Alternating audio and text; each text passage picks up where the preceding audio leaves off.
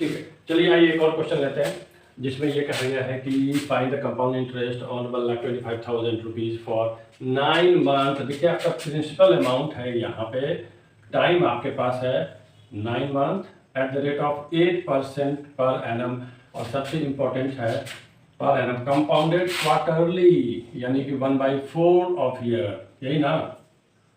तो अगर एक साल में क्वार्टरली कंपाउंडेशन होगा, ठीक है ना, तो एक साल के अंदर कितनी बार इंटरेस्ट को जोड़ा जाएगा प्रिंसिपल में? 4 बार, यही होता है ना।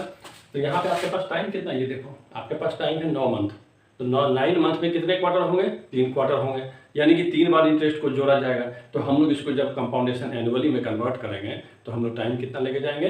3 साल। टाइम कितना होगा? 3 ईयर्स। समझ में आई बात? क्योंकि आपको बेसिकली ये देखना है, जब आप टाइम को कन्वर्ट करते हैं ना एनुअल कंपाउंडेशन में, तो आपको हमेशा ये देखना पड़ता है कि जो टाइम आपको दिया हुआ है उसमें प्रिंसिपल में कितनी बार इंटरेस्ट को जोड़ा जाता है। तो यहाँ पे देखिए चूंकि क्वार्टरली है, यानी कि हर एक 3-3 महीना में इंटरेस्ट को जोड़ा जा रहा है प्रिंसिपल में। आपके पास टाइम कितना है? 9 मंथ, तो 9 महीना में कितनी बार प्रिंसिपल जुड़ेगा? 3 ही बार जुड़ेगा ना, तो ऐसे होगा, ठीक है ना। तो जब इसका डाटा को हम लोग यहाँ पे राइट डाउन करते हैं, प्रिंसिपल कितना है जल्दी बताओ? 125 125,000, ठीक है। और रेट ऑफ इंटरेस्ट कितना है आपका? 8%। टाइम कितना है आपके पास? 9 मंथ। और क्वार्टरली था ना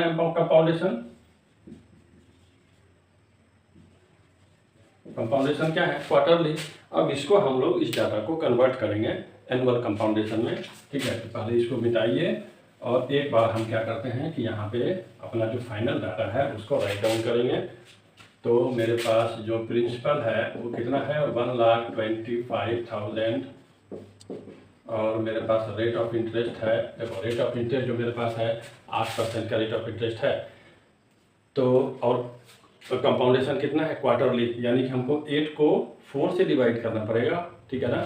तो 8 को 4 से डिवाइड करेंगे तो मेरा जो इफेक्टिव रेट आएगा कितना आएगा? 2% आएगा ना, कि नहीं आएगा? ठीक है।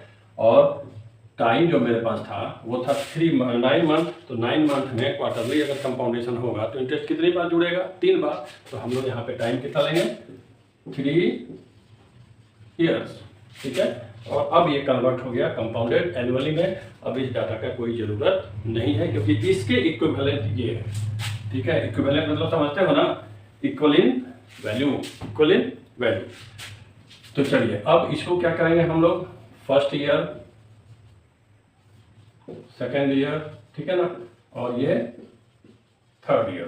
तो चलिए फर्स्ट ईयर का लेते हैं। प्रिंसिपल तो यही रहेगा, रेट यही रहेगा, और टाइम हो जाएगा मेरे पास 1 ईयर। तो फर्स्ट ईयर का जो SI होगा, SI यहीं पे निकाल देते हैं।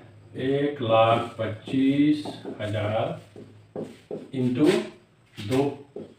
इंटू 1 ईयर बाई 100 होगा ना। 2 जीरो तो यहाँ से इसे कर दिया। देखो तुम्हारे पास 1250 बचा क्या?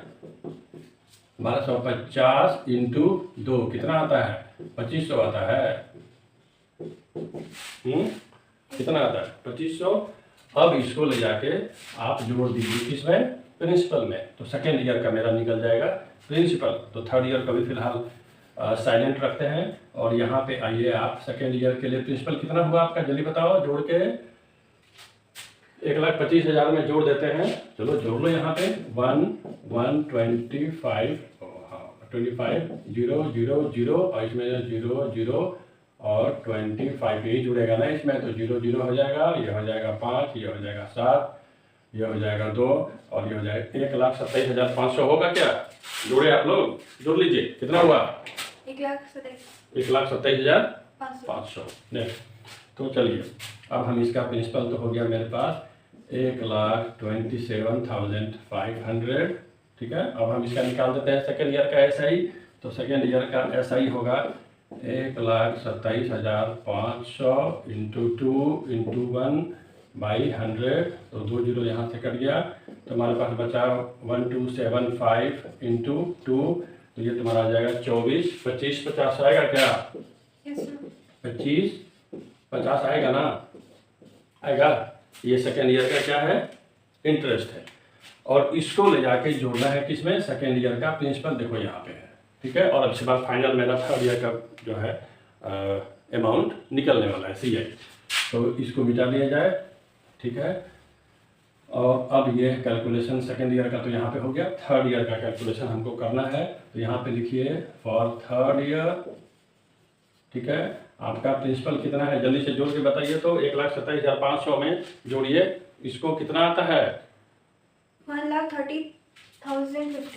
1,30,050, यही आ रहा ना? Yes sir. रेट कितना है? 2%। और टाइम कितना रहेगा अभी? 1 year.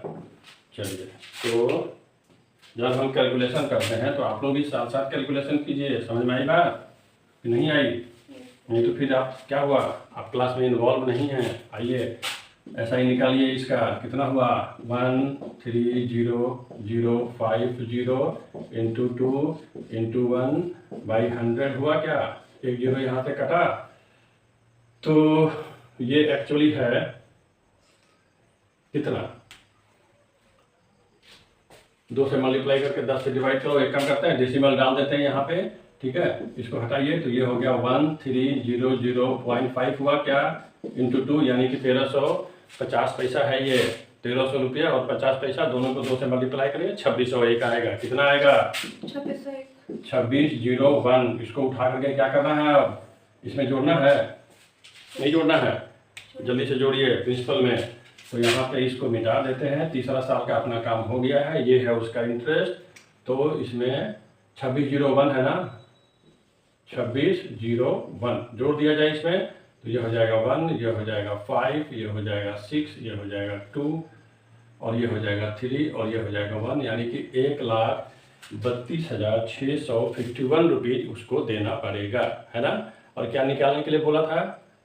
Find the compound interest. ये तो अमाउंट है, ये क्या है? अमाउंट। आपका जो निकला अभी वो क्या निकला है? अमाउंट निकला है। तो हम लोग इसमें क्या करेंगे, अमाउंट में से प्रिंसिपल को अगर आप माइनस कर देते हैं, प्रिंसिपल कितना था आपका?